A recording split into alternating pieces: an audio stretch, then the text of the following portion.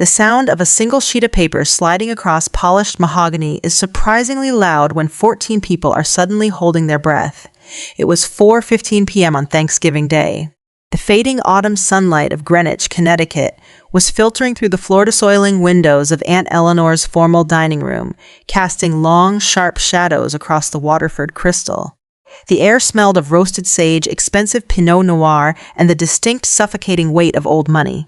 I sat perfectly still. Years of service had rewired something fundamental in me.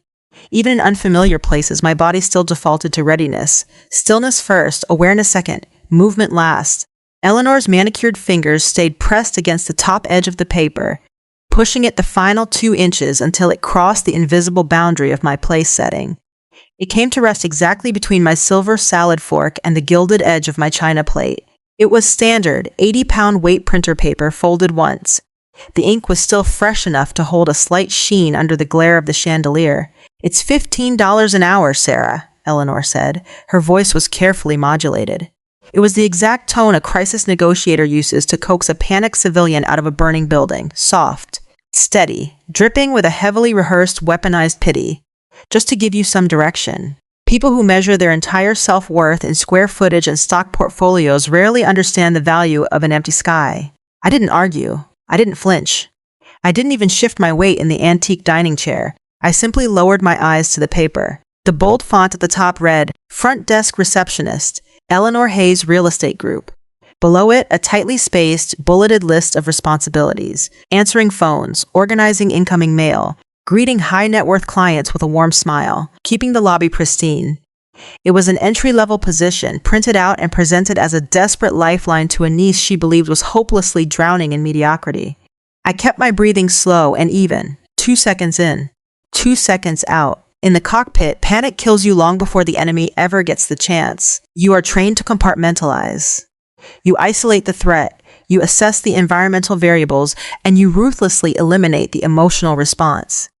At a 14-seat dining table in a multi-million-dollar estate, the principle is exactly the same. I could feel the heavy, expectant eyes of the room locked onto me. Uncle Richard was swirling his wine, staring intently at the tablecloth to avoid eye contact. Cousin Bradley, a junior vice president at a civilian logistics firm who had spent the last hour aggressively bragging about his $50,000 year-end bonus, was leaning back in his chair with a faint, tight-lipped smirk. They were waiting for the break. They were waiting for the defensive stammer, the sudden flush of embarrassment, or the quiet, defeated acceptance of the family failure. A tactical advantage is often gained simply by letting your opponent believe they have already won. I reached for my water glass, my movements deliberate and entirely unhurried. The condensation was ice-cold against my fingertips. I took a slow sip, letting the silence stretch out across the room. It was an agonizing, heavy void for them, but for me, it was just operational space. I was giving Eleanor enough rope to hang her own assumptions. "You'll have health insurance," Eleanor added, filling the quiet because her ego couldn't stand the absence of a reaction. "You'll have a routine, something to actually wake up for in the morning. It's time to stop drifting, sweetheart. This government contract work, whatever it is you actually do, it's not building a future." I sets the crystal glass back down on the coaster, dead center. Before I could open my mouth, a heavy rhythmic vibration shuddered against the thick mahogany wood of the table. My phone, sitting face down near my right hand, began to buzz. It wasn't a standard melodic ringtone. It was a sustained, aggressive pulse. A Priority 1 alert pinging directly through an encrypted, military-issued secure channel. The screen illuminated the white tablecloth from underneath, casting a harsh, unnatural blue glow against the heavy silver cutlery. My heart rate didn't spike, but my focus instantly narrowed. I knew exactly who was on the other end of that line. I knew the volatile geopolitical reality that was currently unfolding 3,000 miles away, and I knew that the man calling me did not make phone calls during federal holidays, unless the airspace above a hostile theater had suddenly gone hot. The vibration stopped, then immediately started again, a continuous loop, demanding, urgent. I looked at the $15 an hour receptionist listing she slid across the table, then at the phone buzzing with a call from a 2-star general asking me to authorize the movement of $1 billion in sovereign lethality. I decided to let her finish talking. She thought she was saving a lost soul. She didn't know she was offering minimum wage to a woman who commands $1 billion in sovereign airspace. I placed my hand flat on the table, took one final, measured breath, and stared at the glowing blue rim of the device, deciding exactly how to answer. The phone continued its silent, violent vibration against the heavy mahogany wood. The harsh blue light pulsing from the screen was a localized beacon of reality in a room built entirely on corporate illusions. They didn't know the woman sitting in that chair. They only knew a ghost. To my family, I was just Sarah. I was the quiet, unreliable niece who missed weddings and funerals, who sent vague text messages from undisclosed time zones, and who gave non-committal, painfully boring answers when asked what she actually did for a living. To them, I was a mid-level government contractor shuffling paperwork in a windowless room somewhere, a bureaucratic drifter who had failed to launch. When you spend a decade learning how to vanish from enemy radar, you accidentally learn how to vanish from your own family, too. My name is Major Sarah Hayes. My call sign is Wraith. I am a fighter pilot in the United States Air Force, and I currently command the 34th Fighter Squadron, operating out of Hill Air Force Base in Utah. Civilian success is measured by how loudly you can announce your presence. Military command is measured by how quietly you can execute your mission. The F-35 Lightning II is a fifth-generation multi-role stealth fighter. It is an apex predator of the skies, an aircraft so technologically dense and lethal that flying it requires a complete physical and psychological recalibration of the human body. To earn the right to sit in that cockpit, I had given the military the entirety of my 20s. I had traded the luxury of a normal civilian life for the crushing, absolute responsibility of defending the airspace of the United States. I didn't spend those formative years networking at country club cocktail hours or building a sleek corporate LinkedIn profile. I spent them strapped into the centrifuge at Wright-Patterson Air Force Base, learning how to force blood back into my brain while 9 times the force of gravity tried to rip me out of consciousness.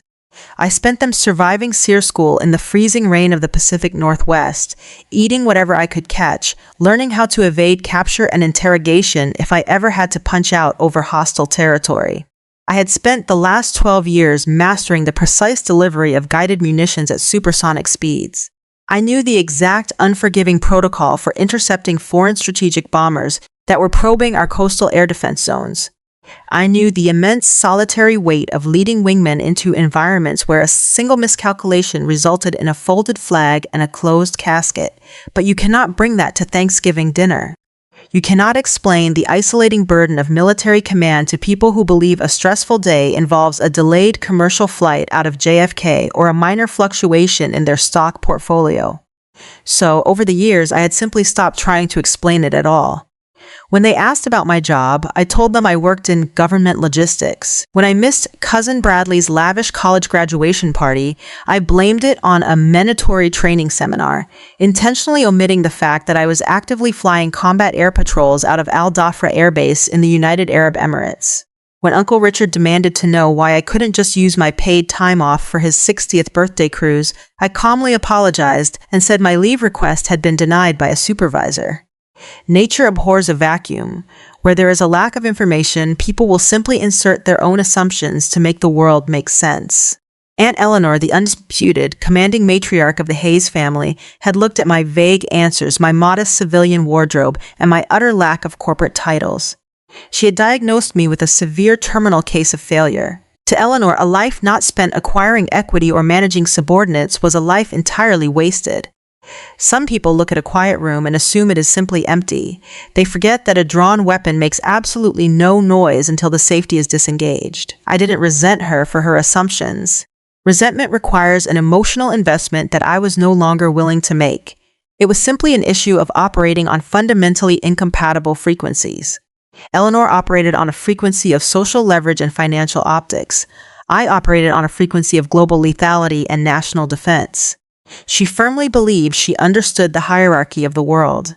Sitting at the head of a 14-seat table in Connecticut, she believed that the absolute peak of human authority was the ability to fire a junior partner at a real estate firm. She had absolutely no concept of what true, uncompromising authority actually looked like.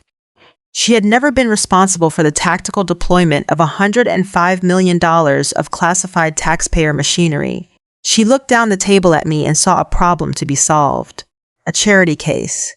A struggling, misguided niece who needed a $15 an hour lifeline just to establish some basic direction in her life. I had let her believe it.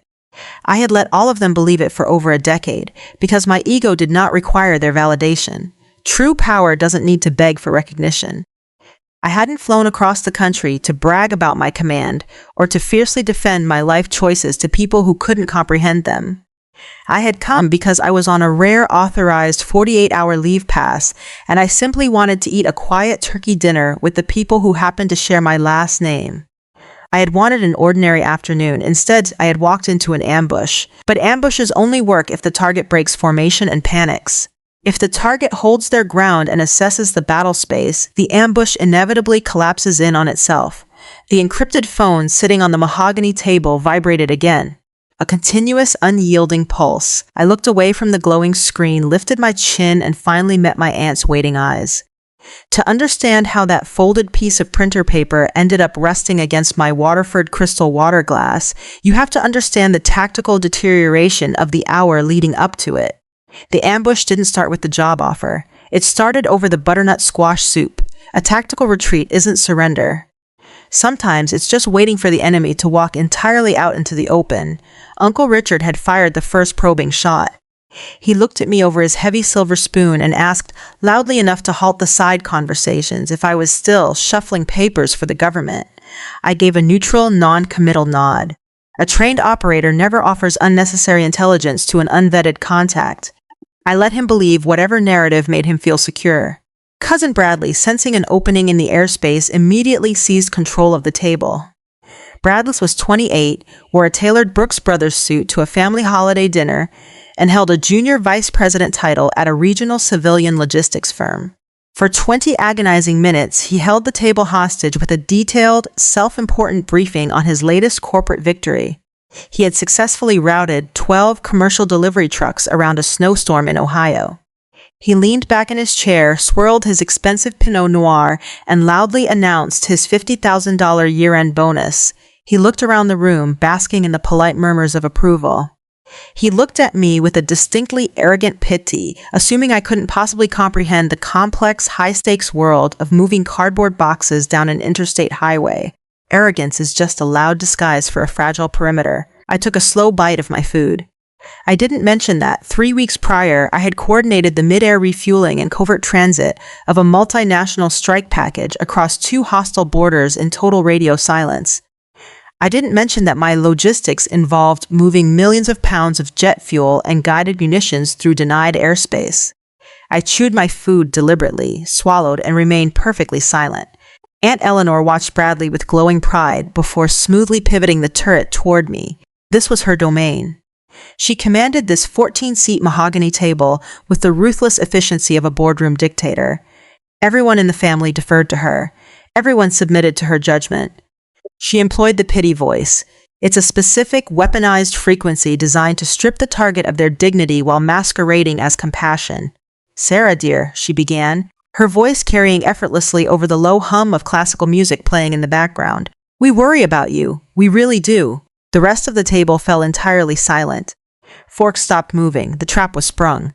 Eleanor publicly announced that she knew I had been struggling to find my footing. She painted a vivid, condescending picture of a lost 32-year-old woman, drifting aimlessly through low-level civil service jobs, devoid of ambition, direction, or upward mobility.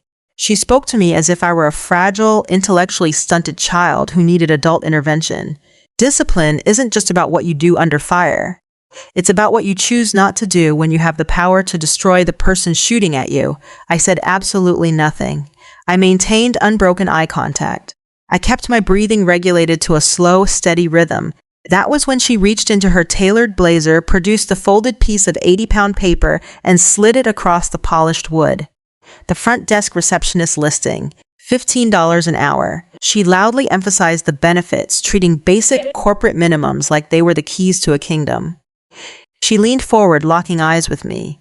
"You'll have health insurance," she pressed, her voice dripping with artificial warmth. "You'll have a routine. A chance to finally make something of yourself." The silence that followed wasn't just awkward. It was suffocating. I could see the secondhand embarrassment on the pale faces of my extended family. They genuinely believed I was sitting there, quietly absorbing the crushing, humiliating reality of my own inadequacy. They thought I was speechless with shame. I didn't break. I didn't offer a defense. I applied the exact discipline required of a pilot facing a locked-on surface-to-air missile threat. Do not make sudden, unpredictable movements. Let the system do its work. Eleanor's eyes narrowed slightly. She was waiting for the gratitude. She was waiting for me to surrender. Instead, I reached slowly for my water glass. Just as my fingers brushed the cold condensation of the crystal, the screen of my encrypted phone, resting face down beside my plate, suddenly illuminated with a blinding, undeniable Priority 1 alert. If you've ever had a relative talk down to you because they didn't understand your path, hit the like button. Let's get back to the table. The blue light of the encrypted phone flared against the crystal, casting a harsh strobe across my aunt's impeccably staged Thanksgiving table. I didn't reach for it, I just watched it. In the cockpit, pulling 9Gs, silence is survival. At a dining room table in Connecticut, it's just polite. Panic is a highly contagious civilian disease. I had spent thousands of hours in the simulator having that instinct ruthlessly trained out of me. When an engine fails at 30,000 feet, your brain screams at you to act, to yank the stick, to do something immediately. If you listen to that voice, you die. The protocol is to aviate, navigate, and communicate. You assess the failure, you run the checklist, you let the panic burn itself out, leaving only cold, methodical action. Ego demands that you defend yourself. Discipline demands that you wait for the optimum firing solution. I had been running that checklist for the last 45 minutes. There had been 3 distinct, highly targetable moments where I could have easily dismantled the illusions in this room. The first was when Uncle Richard had loudly asked if I even had a government retirement plan, assuming my future was as bleak as my present. I could have told him about my '04 pay grade, my comprehensive benefits, and my officer's pension. I chose silence. The second was when Cousin Bradley had generously offered to help me with my resume, proudly stating that civilian hiring managers needed someone to translate government jargon into real-world skills. I could have handed him my classified flight logs and asked him to translate the successful evasion of a simulated surface-to-air missile radar lock into corporate synergy. I chose silence. The third was just seconds ago when Aunt Eleanor had reached across the table, patted my hand with suffocating condescension, and offered me minimum wage to answer her office phones. Restaurant is the heaviest weapon in a commander's arsenal, but it is entirely invisible to people who have never had to carry it. I slowly pulled my hand back from her patronizing touch. With slow, deliberate movements, I picked up my silver salad fork and placed it flat against the china plate. I adjusted it precisely to the 4 o'clock position, aligning it perfectly with the edge of the woven placemat. A micro-adjustment of physical order in a room spinning with fabricated chaos. The phone vibrated again, the aggressive hum rattling the ice in my water glass. I knew exactly what the alert meant. 4 hours earlier, before I had even put on my plain civilian sweater, I had received a brief, encrypted text from Brigadier General Thomas Viper Vance. He was my base commander, a man who had flown F-16s over Baghdad and who currently oversaw one of the most critical fighter wings in the United States military. The message had been terse. A geopolitical situation was rapidly deteriorating in a sensitive sector. Strategic assets were being repositioned. He had warned me that while I was technically on 48 hours of leave, a classified asset maneuver involving my squadron might require my immediate verbal authorization. You do not ignore a call from Viper Vance, but you also do not let a civilian dictate the timeline of your engagement. "Sarah, I asked you a question," Eleanor said. The artificial warmth had completely evaporated from her voice. The crisis negotiator was gone. Now, she was just a wealthy woman who was profoundly annoyed that her subordinate was not following the script. She leaned forward, the diamonds on her tennis bracelet catching the chandelier's light. She expected submission. She demanded gratitude. "And put that phone away," she snapped, her eyes darting to the blue glow pulsing on the mahogany. "It is incredibly disrespectful to sit at my table and ignore your family when we are trying to help you." The command was sharp. It was the tone she used on the junior real estate agents she kept under her thumb.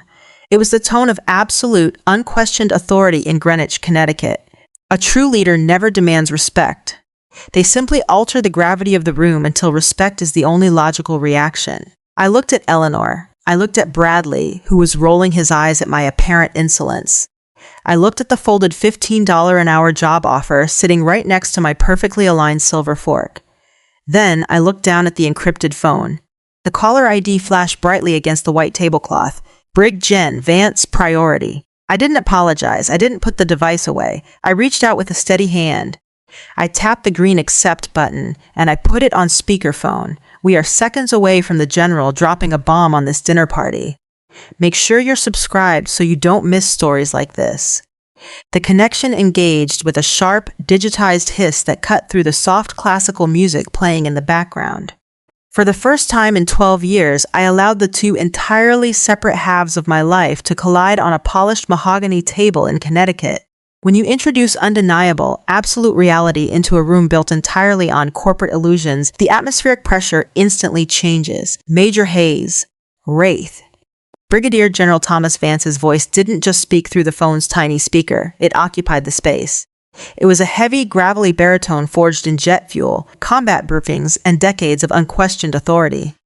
It was a voice that commanded thousands of airmen and operated on a frequency of pure consequence. He didn't call me Sarah. He didn't use a pity voice. He addressed me by my rank and my call sign, and the words echoed sharply off the Waterford crystal. I know you're on 48 hours of leave, the general continued, the urgency in his tone bleeding through the encrypted connection. But the airspace over Sector 4 has rapidly degraded. I need the squadron commander's verbal authorization. Aunt Eleanor froze. Her mouth was slightly parted, the sharp reprimand she had been preparing dying instantly in her throat. Across the table, Cousin Bradley's wineglass stopped halfway to his lips, hovering in midair. I didn't look at the phone. I kept my eyes locked directly on Eleanor. When I spoke, the quiet, accommodating niece entirely vanished. I bypassed the civilian vocal registry and dropped effortlessly into the cold, flat, uncompromising cadence of the United States Air Force. Go ahead, General. I didn't need to raise my voice to command the room. True authority is a gravitational pull. It forces everything else to orbit around it.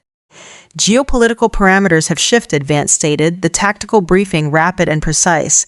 We are scrambling the alert package. I need your green light to transition 4 F-35 Lightning IIs from your squadron into CENTCOM control, weapons free, fully loaded combat configuration. He paused, the heavy silence of the dining room absorbing the crushing weight of his next sentence. It's a $1 billion tactical asset package, Major. I need your authorization to move the lethality. The words hung suspended over the roasted turkey and the expensive Pinot Noir. $1 billion. Combat configuration. Squadron commander. Beside my water glass, the printed job description for a $15 an hour receptionist suddenly looked exactly like what it was, a meaningless piece of paper. The $50,000 bonus Bradley had spent 20 minutes bragging about evaporated into statistical insignificance against the reality of a single $105 million stealth fighter. I didn't hesitate. I didn't stammer. I gave the order. You are cleared, General. Send them up. Copy your authorization, Major, Vance replied, the tension in his voice easing just a fraction now that the operational chain of command was satisfied. Telemetry logs will be secured for your review when you return to Hill Base on Monday. Understood, sir. Happy Thanksgiving to the best squadron commander in the Air Force, the general said, a brief flash of warmth breaking through the tactical protocol. Have a good dinner, Wraith. Vance out. The line disconnected with a sharp click. Then there was nothing but silence. It was an absolute, suffocating, terrifying silence. The classical music was still playing, but nobody in the room was breathing. 14 people were staring at the small black rectangle sitting on the white tablecloth, as if it had just armed itself. The clatter of a silver fork dropping against fine china isn't very loud, but in a room that just realized who you really are, it sounds like an explosion. Aunt Eleanor's fingers had gone completely slack. Her heavy, ornate salad fork slipped from her grasp and hit her plate with a sharp, jarring ring that made Uncle Richard flinch. The blood had entirely drained from her face, leaving her pale and staring at me with wide, uncomprehending eyes. She had just offered a fighter pilot a job answering her front desk phones.